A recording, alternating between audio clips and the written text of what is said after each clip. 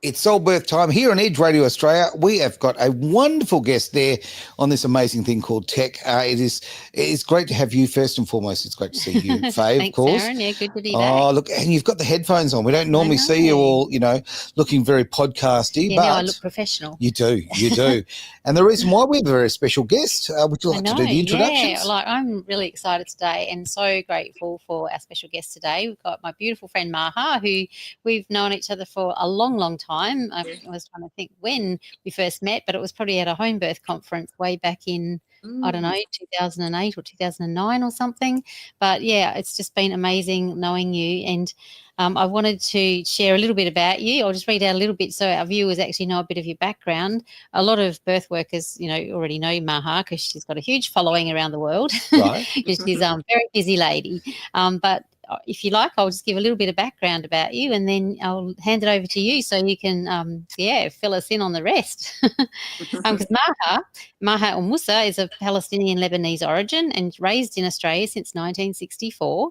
She's a mother of 3 beautiful children who are now all adults, or pretty much growing up, so 28, 25 and 16. She's a doula, birth mentor, international educator and the founder of EmbodyBirth and Bellydance for Birth since 1997. She's released 2 award-winning resources, a world-first book on Bellydance for Birth, which we have here. Right there. Yep, and also that's entitled Dance of the Womb. And also that's endorsed by Sheila Kitzinger and Dr. Michel Odent and Dr. Sarah Buckley and NACE from Australia. So, and then the follow-on video series voted by About.com Reader's Choice Award for Best Pregnancy Fitness Product. She was presented with the One World Birth Hero National Award in 2011. Wow. And she's got her online course as well as, on Wise Conscious EmbodyBirth Pregnancy and Birth Preparation Program and her highly acclaimed EmbodyBirth teacher training, a mentored certification as well as other powerful resources, which she'll be sharing about today with us. And she's been a keynote speaker at many birth conferences worldwide, which I've had the pleasure of joining her at, which has been really lovely. And all her teachings are supported by the universal truth that birth is a sacred portal that has the potential to raise human consciousness and that every woman and baby has the freedom to choose and the right to be supported and born into the hands and the arms of love, which is why we get on so well, because that's exactly my philosophy. So I'd love to hand over to you, Maha. Oh, why do it? I mean, honestly, after introduction, what's left? Covered it all. No, end of show. Oh, no. What an incredible body of work. Really impressive there. It is. Really is. Yeah. And what I love most too, one of the many things I love about Maha is that, and which I hope you share your story with us about, your beautiful births of your 3 children and, your youngest daughter, Amina. She was born was the age of 47 at home, beautiful home water birth, lotus birth. Would you like 46. to share? 46. Sorry. Yeah. Sorry. So, I'd love to hear your story, Maha, if you'd like to share that with our viewers and listeners. Sure. So, I'm 62 now, so I've been doing this life work for nearly 30 years. So I guess that's why the introduction was longer. Been around for a while. And yes, so I'm of Palestinian Lebanese origin, and it's interesting because nobody really knew much about the Palestinian story until the last sort of 15, 16 months. Not that I want to bring politics in, but it's just been a very interesting last 16 months as a birth worker and, founder of EmbodyBirth, etc. And being Palestinian, that suddenly I think there's an understanding of the culture on some levels too, of how the maternal aspect of our lineage, of our Middle Eastern lineage, places mothers and babies at the center. And that's, the family is very important in our culture. So my father was Palestinian Muslim, my mother Lebanese Christian, and they met and married in the 50s. My dad started Kuwait Airways with the King of Kuwait at the time. Wow. And my mum, came from a very progressive Lebanese family, where the girls were the first to ride bikes in Lebanon, the first girls to swim in the Bay of Beirut. So they were very independent, and very progressive. Yeah. I have to interrupt though, because I've got something that I can't let this miss. So you're saying your father actually helped invent the air guitar? What did you say? Kuwait. Kuwait. I know air guitar. It's all right. It's all right. It's a very, very bad Air joke. guitar. It's all right. He likes his music. He's Oh, dear. Don't mind me. But no, what an incredible history. And what brought you out to Australia? Such a, to have such a rich history in that part of the world, to make your way over this part of this, this end of the planet, so to speak. What was the big change? Why did my dad choose Australia? Yeah. Yes, exactly. So they met and married, and then divorced when I was a 6-month-old baby, and my brother was 2.5. We don't know the full story and the details of that, but basically my dad kidnapped my brother and I from our mother, and brought me to Australia as a 2-year-old, and my brother came when he was 5. And so for me, that was one of the things that has obviously stayed in my cellular memory, as all of our experiences do, and being taken at a very young age from my mother. And now I realize the work that I do of keeping mothers and babies together is because of what happened to me as a child, losing my mother at such a young age. So my dad arrived here in 1964 in Melbourne with me and my brother. And then he remarried when I was 7. So I had an Australian stepmother. But we never, ever were told about our mum through all the years of growing up until late teens. My dad gave us a very small photo of our mum, just one picture and her name. And I didn't even know her name. I didn't even know what she looked like until my teens. Yeah. And then I actually started a search for her when I was 27. It's all in my book, Dance of the Womb. Yeah, it's all, my story is in the book. But it's interesting because 27, Saturn return, I was trying to get pregnant, couldn't get pregnant.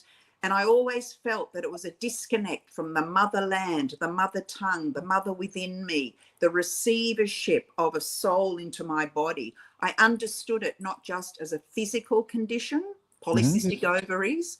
I knew that there was a more emotional connection, and it was that disconnect from my mum. Yeah. Sure. Yeah, it's amazing, isn't it, how our experiences like become embodied on a cellular level and play out in our life like that. Yes, that's right. Wow, what a start to the story. Yeah, pretty powerful. Very, very powerful indeed. So, and I don't know because I haven't read the book, and I always like to come into these things because I like to meet people. I like to build relationships, and so I'm going to assume you've got children now. Yes. So I got pregnant. So what happened was when I was 32, my brother and I, we went to Lebanon to meet our mother for the first time. Okay. She didn't know where we were, where we'd grown up, where we'd been taken. Absolutely nothing. Can you imagine? I can imagine. Yeah, and I met her at 32, 33, which she was the age that I was the age that she was when she got pregnant with me. Yeah. Another amazing thing, Sure. And then I got pregnant after meeting her. I've got goosebumps again. I always get goosebumps. Interesting. You can see it through the shot. Yeah, and she was 67 when we met her, so only 5 years older than I am now, which is incredible. I can't even imagine. Really. I know. Interesting time-wise, isn't it, when you look back, how they relate to one another? Your perspective is so different because you've gone through life. You're kind of at that kind of similar point in life. So, you can relate very, very, in a very real sense, very tangible. Yes, exactly. And having become a mother. So I got pregnant for the first time after trying for 5 years after meeting my mum. 6 months later. Wow, what a journey. Yeah, because I heard earlier, obviously, you said that you had a child in your 40s? Yes, at 46. At 46, there we go. Child, I was trying to do the maths kind of thing and work back. So you're struggling for 5 years trying to have a child. You had some ovary issues, which is obviously a physical thing. But you find that the spiritual side and actually finding your home within you is what sort of opened the door. Is that what you're sort of saying? Yes, well, it's the connection of motherland, mother tongue, mother within. I talk about this. So it's the maternal lineage. So I work a lot with women and our maternal lineage, repairing, celebrating, alchemizing, working through where we've come from. But I've had disconnect on both sides. So I've lost my Palestinian roots because we were uprooted and refugees in 1948. And then I lost the mother. And I say all babies are born on country. Your mother's womb is your country. So I sort of got that double whammy of losing on both sides of the culture, and then brought to this English culture that I never really resonated with, except for Indigenous people here, Aboriginal people. I had a strong affinity always growing up. Yeah. Such beautiful crossover of the cultural, 100%. Actually, can I throw something personal in this, because I'm curious? My father's family, believe it or not, it's very obvious to look at me, but I'm half Indian. Okay, so a bit of sarcasm there. But my dad's family fled India in 47. Okay, so he was very, very young. They had to come to Australia as refugees, the same sort of thing, being murdered because they were mixed family, because they were mixed white and black or brown. That was a terrible thing. So they had to escape that. Now, as far as I'm looking at the male versus the female here, because when my family came to Australia, my dad never, ever, ever spoke. Now, I know, don't get me wrong, he was very young, but his father, we never spoke about his father. It was almost like it was off limits. There was that disconnect, right? And I never got a lot of information. Unfortunately, my grandfather died before I was born. But there was never that information coming forward. And it was always that cultural thing. Like, I'd hear stories about the mother country, if you like, from India. But I always had that disconnection, couldn't understand it. And I mean, that's a male perspective. I can't imagine what it feels like for a woman who's exactly that, bringing life into the world from a birthing point of view. Right. Well, that's very curious. So that's why I say, and I actually wrote this down, and Faye actually said it in the introduction, is that birth is a place. And don't get me wrong, it's a very delicate topic as well. So I choose carefully what I say, but from my embodied experience, I will claim and own that all stories are valuable and valid when it comes to birthing, but it is the power of sacred birth consciousness that carries the potential and possibility of what birth could offer human consciousness. And that is in terms of the core of peaceful societies, because birth is about love inherently. It is about love consciousness. And when we can honor and respect and celebrate the maternal voice, and as I said, that alchemy and that repair that we as women get to do, that is the only way, I believe, at the core level, that the society, the global society, is going to make a change from fear, separation, division, to love and compassion. Yes, I'm 100% with you on that one. Yeah, that's why there's such a need for this change, in consciousness at the moment, because it's such a fear-based society at the moment, and the medical system and, maternity system is based on fear. So we really need to change that paradigm from fear to love, which is why this work is so important. Yeah, I've actually put up on the screen too some of your offerings as far as your different programs, and obviously we'll put up your socials and contact info as well, because I think what you're saying is incredibly valid, and I think a lot of people can get value from that, and I'd love them to get in touch if they could. That'd be great.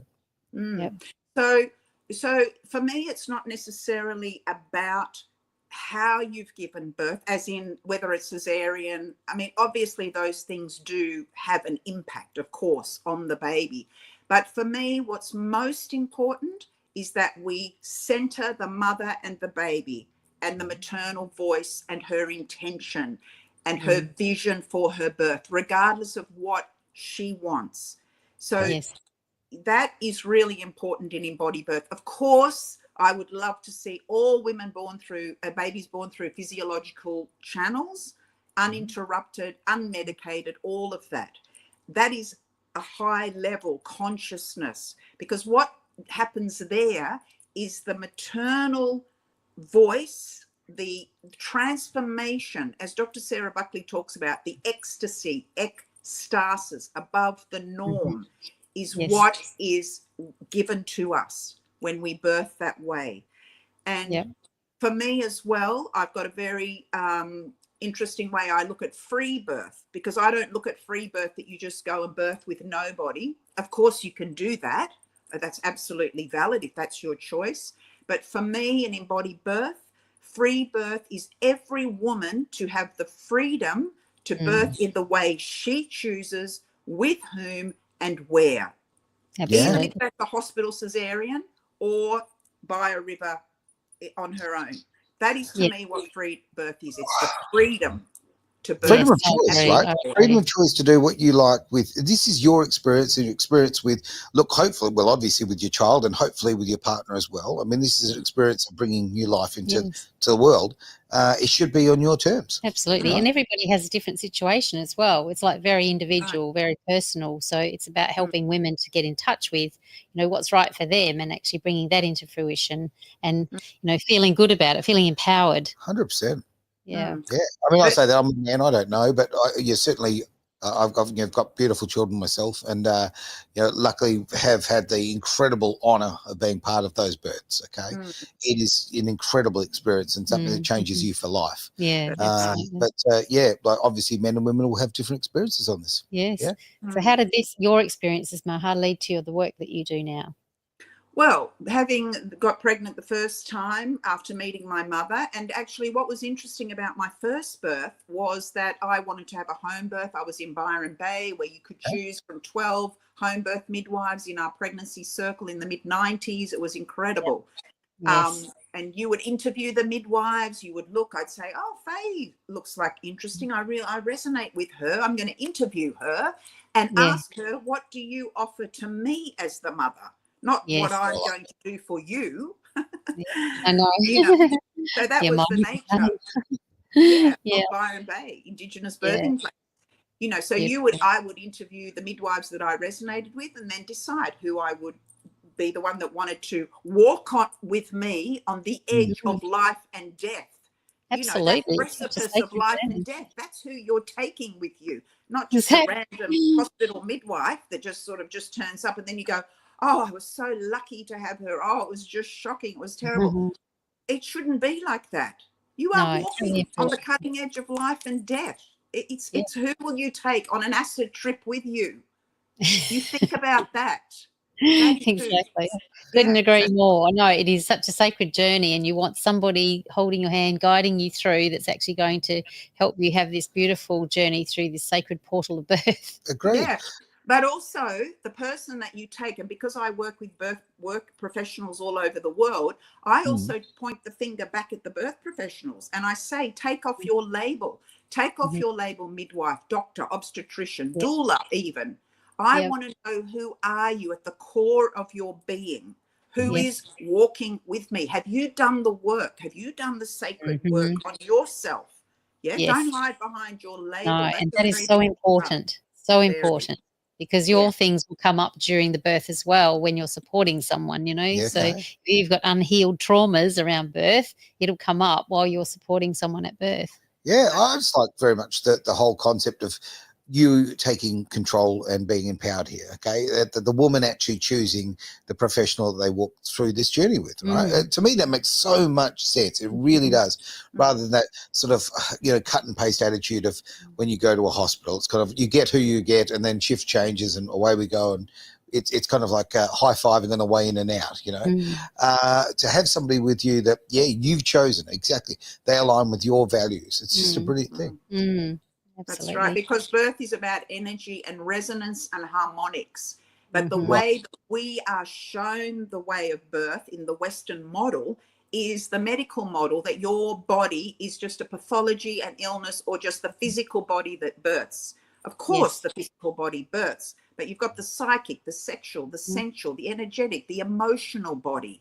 And the psychic body, for me, is what really showed itself in my 3 pregnancies. So I say in EmbodyBirth, there is a psychic highway that runs between your heart and your baby.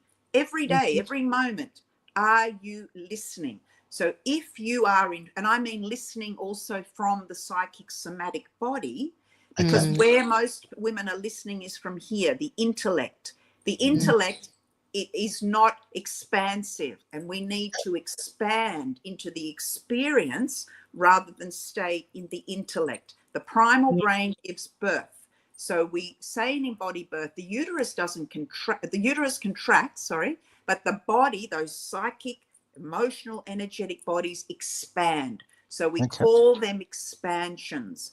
I have to be able to move into the rhythms and sensations of that expansion.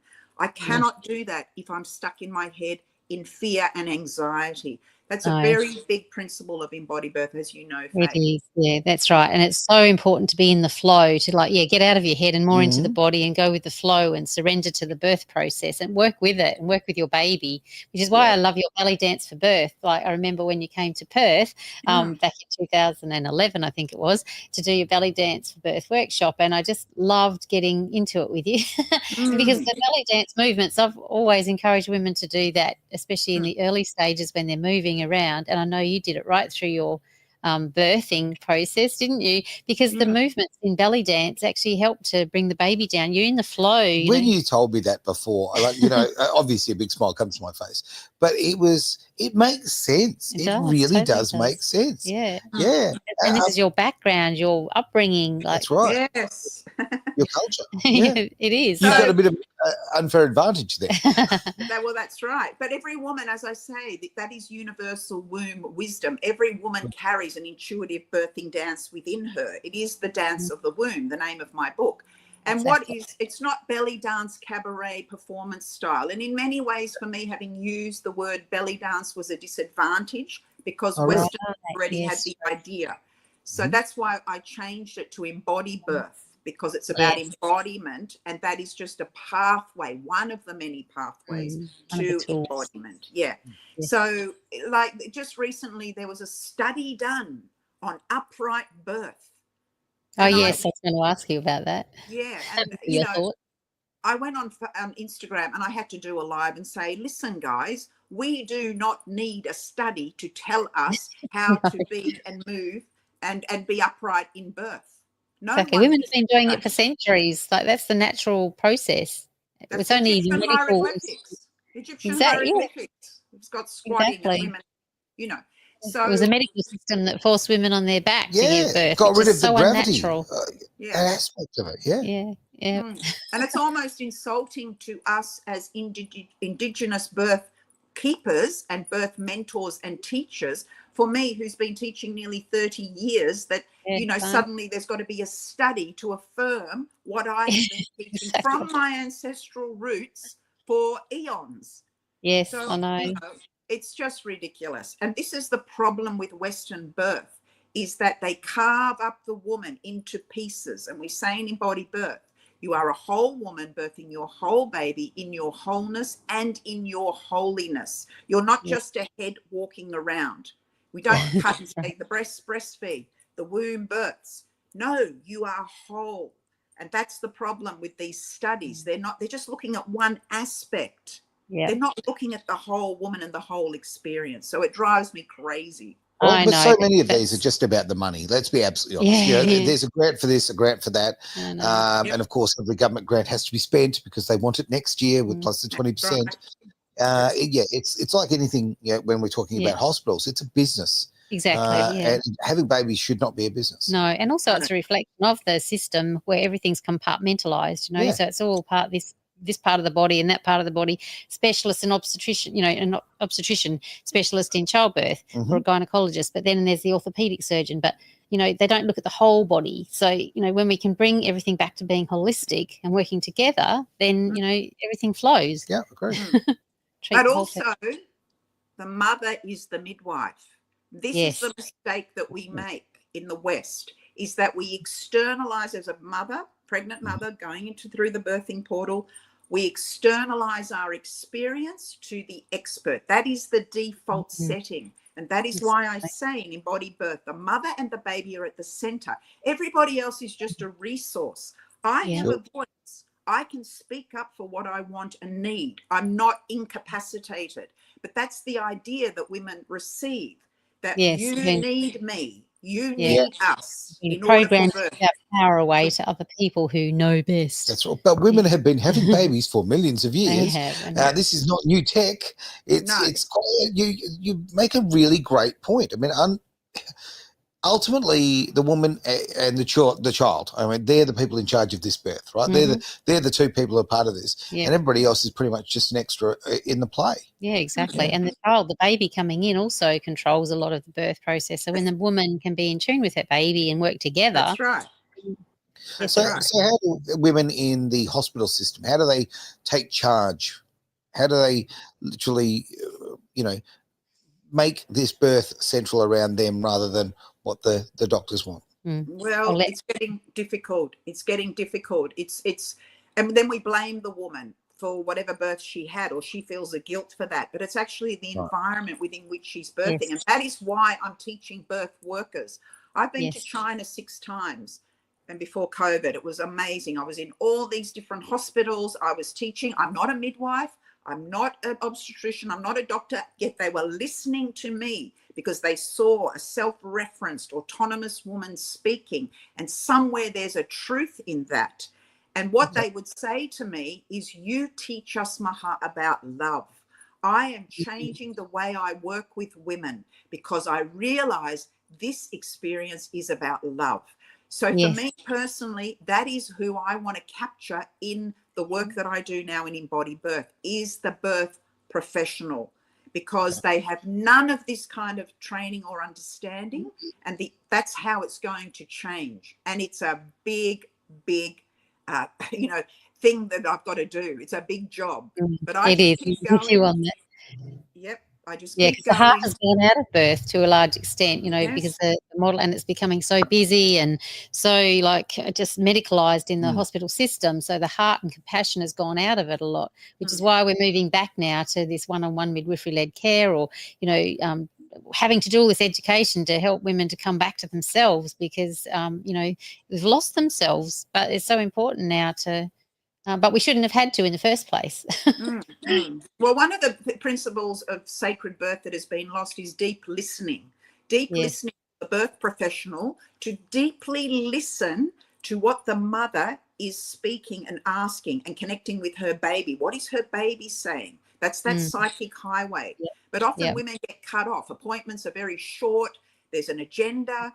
But if we sit in deep sacred listening, and that is part of the dance. I always said that, Faye, wouldn't it be beautiful if you came to birth in the hospital and the midwife just danced with you? Just moved. Well, I used to. Oh, there you go. And it's the listening, like you say. Like I used to sit there in the corner quietly. I'd be there if the woman needed me, but I would sit there because I could hear what was going on and I could tune into her body. I knew exactly where she was at in the process and how her baby was, because I was listening deeply on a soul level, and I could understand exactly what was going on at birth, and to be able to move with her and respond to her needs without medicalising it. And birth usually happened really beautifully when that happened. And you could tell when there was an issue, and you could actually intuit what needed to happen. Did she need to change position? Did she need to move around a bit? Or did she need to, get in the water or whatever? But it is a deep listening, as you say, Maha. Yes, because the mother guides us. And this is one of the principles of my EmbodyBirth program, is when we step back and deeply listen as a birth professional, how about this for an idea? That the mother herself will guide us into our own spiritual awakening and awareness of life as a birth professional, as a doctor, as an obstetrician, as a midwife. We never, ever consider that the mother who is going through this transformational experience could actually teach us something. This is very important in EmbodyBirth, and that is the perspective from which I have taught and have always taught for 30 years almost. Is that what am I learning? I don't have to be the all-knowing godly. No, the mother is in that position of radiating with sacred life and bringing this soul to the world. So I deeply listen and be guided by her. And when I was 46 and I went to the doctor just to get blood tests, I was in my last couple of weeks and I was just, checking my iron. He's a resource. That's what he was to me. And he started to put fear into me. You are 46. Have you been booked into the hospital? The whole speak, as you know. Yeah. And she was my third baby. And even if it was my first, I probably would have stood up as well. But because I come from a lineage of home birth in my Palestinian roots, we had our own birthing house in a village, my grandmother, great-grandmother. And I said to him, thank you for your advice, Doc. But, and these are the 9 words I tell everybody, how about this for an idea, Doc? I know what I am doing as a mother. 9 words that terrified her. How could you possibly know what you are doing? I'm meant to know, not you. I know. So So powerful. Powerful. 9 powerful, simple words. Yeah, absolutely. Back. Yeah. He didn't know what to say. I love it. I got great delight to ring his office after I'd birthed Amina at home, Lotus birth, water birth, the whole thing, and say, could you just pass on to Dr. G that I had a beautiful home birth? And the receptionist was like, oh, congratulations. I love it. Well done. And going back to what you were saying too about, listening to women, because we learn something new. I learned more about birth from the mothers that I witnessed to giving birth than I learnt in my training, about being with women. Just every birth I learnt something new. Well, there's a reason why you've got 2 ears and 1 mouth, right? Okay, you're supposed to be listening to people, right? Exactly. This is where you've got knowledge. This is so true. Yeah. Well, as we say in EmbodyBirth, another one, I've got many wonderful sayings which you will learn if you come and do my training. The intelligence of the mother and the intelligence. Oh, we've lost you there. That's never good. I'll tell you. Right? Well, I'll pop up. Oh, there we go. We're back. We're back. Oh, sorry. I've got it on do not disturb. That was weird. Yes. That's right, you're back. And we were disturbed. How rude. So yes, the intelligence of the mother and the intelligence of the baby dance together. And this is what my work is always bringing us back home to. Maternal medicine, maternal wisdom, womb wisdom.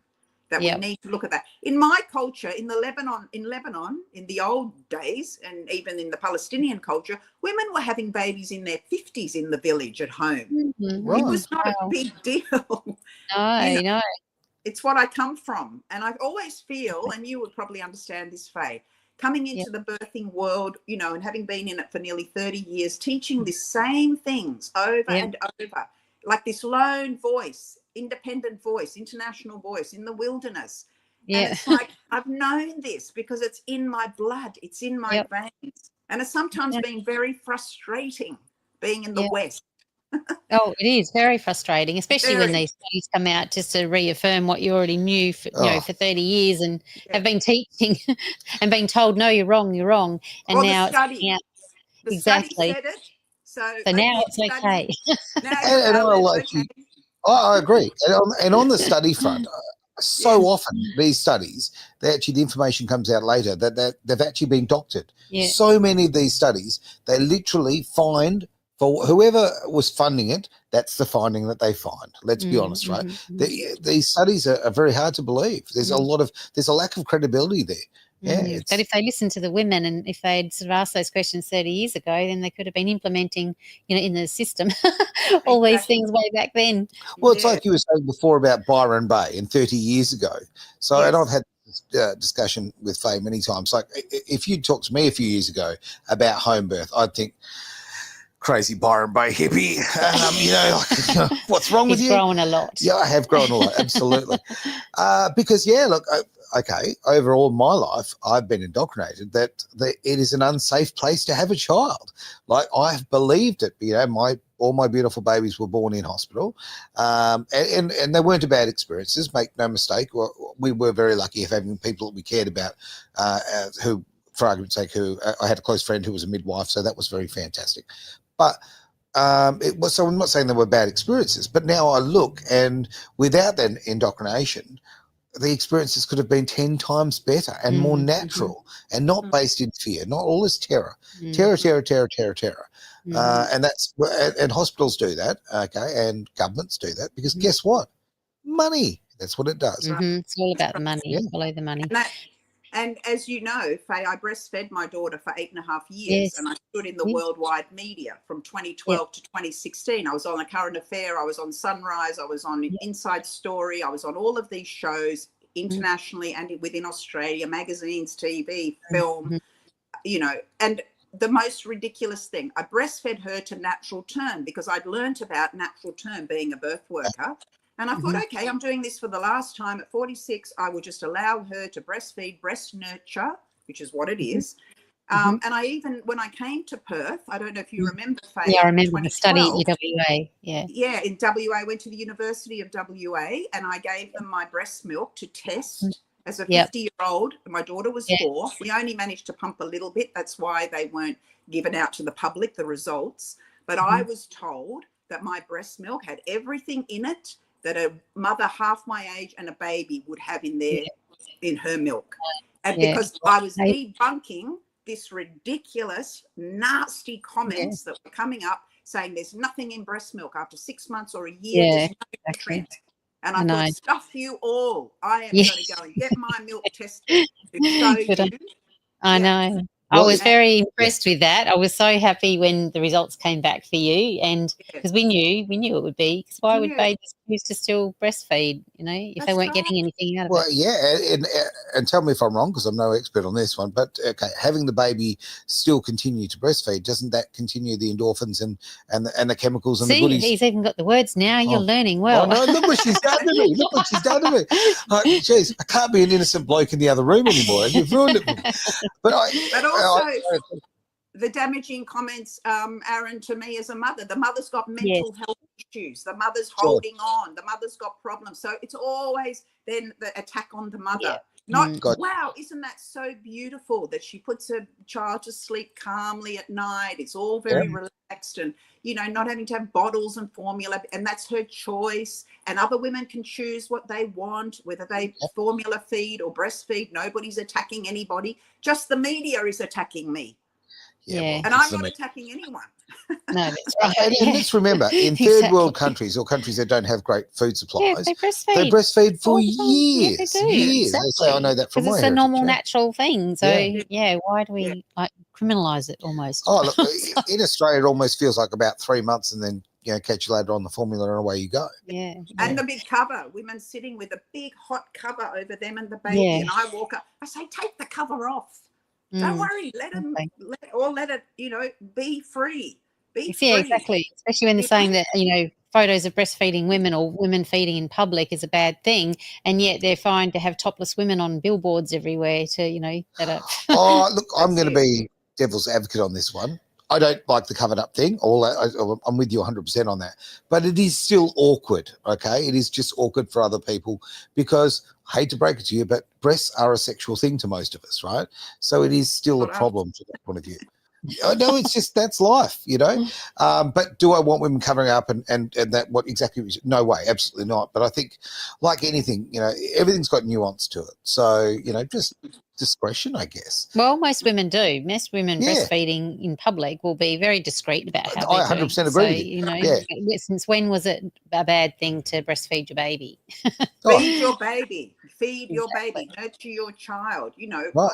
And I mean, when you talk about, Aaron, sexualizing the breast, but women haven't sexualized the breast in general. It's the patriarch that has sexualized the breast, because when you have breastfed, I breastfed for 12 and a half years, I see what my breasts are for, this beautiful feeding and nurturing of my baby. Yes, sexualized, but I don't see it as that. I see mammary glands. I'm a mammal. I've got mammary glands. I breastfeed, you know. So it's the imposition again of society and the fear mongering that causes women to disconnect from instinct. And that's what I'm trying to repair in my work. We have an instinct for a reason, that if we didn't have an instinct, there'd be babies all lined up along the road and you know, not looked after.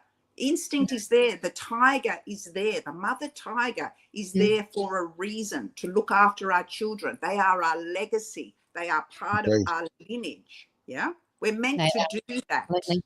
Yep, absolutely. Not the government. Not the government. No, they're trying to take more and more control over our bodies and what we do. But... Yeah, the best thing the government can do is get out of our lives, right?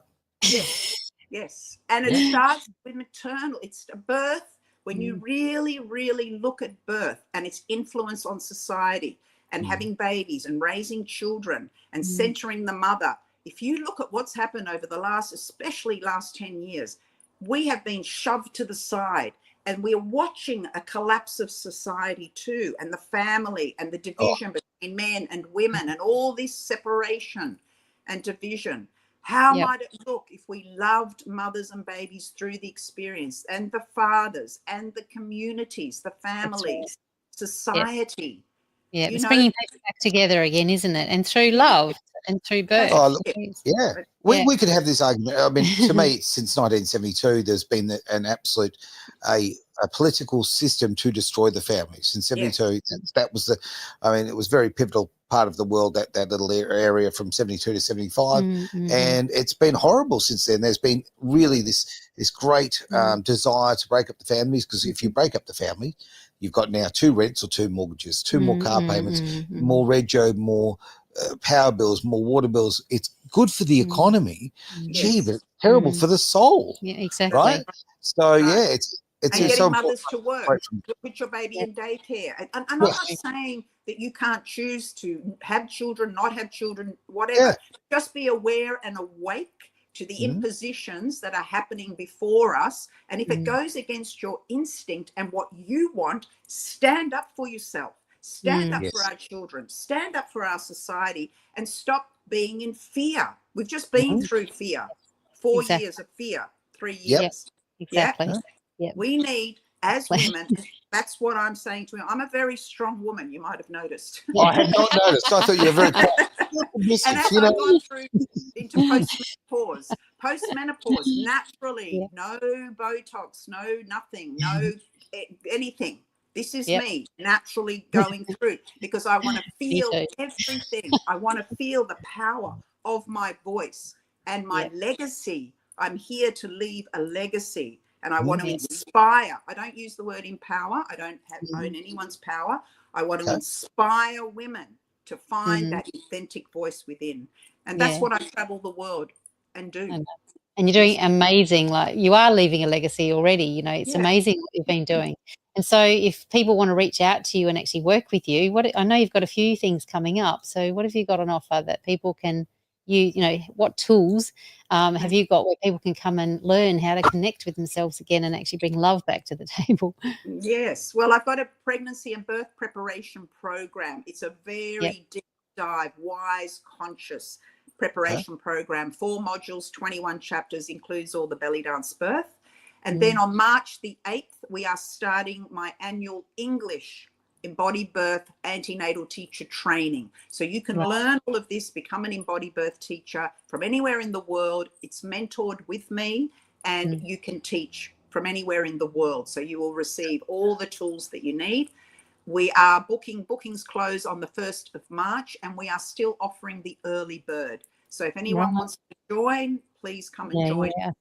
Certainly highly recommend it to any birth workers around that are out there listening to get onto that, because what you teach is phenomenal, and it is really needed to to incorporate into our birthing practices. Yes, and people say to me all the time, this isn't just a program that you teach, Maha. This is a life awareness. This is for life. I have been healed by your program. I understand myself now. You know, I understand what I went through when I birthed 20 years ago from working and being with you in the teacher training. And I've got 30 teachers in Vietnam. I've got teachers in Taiwan at the moment. I've got teachers in the Philippines. I've had teachers in China, Japan. The Eastern cultures seem to have taken up my work more than the West.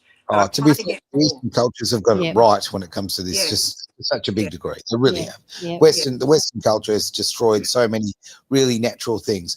And a couple of words, if I can just grab onto those, is you said feel a lot, right?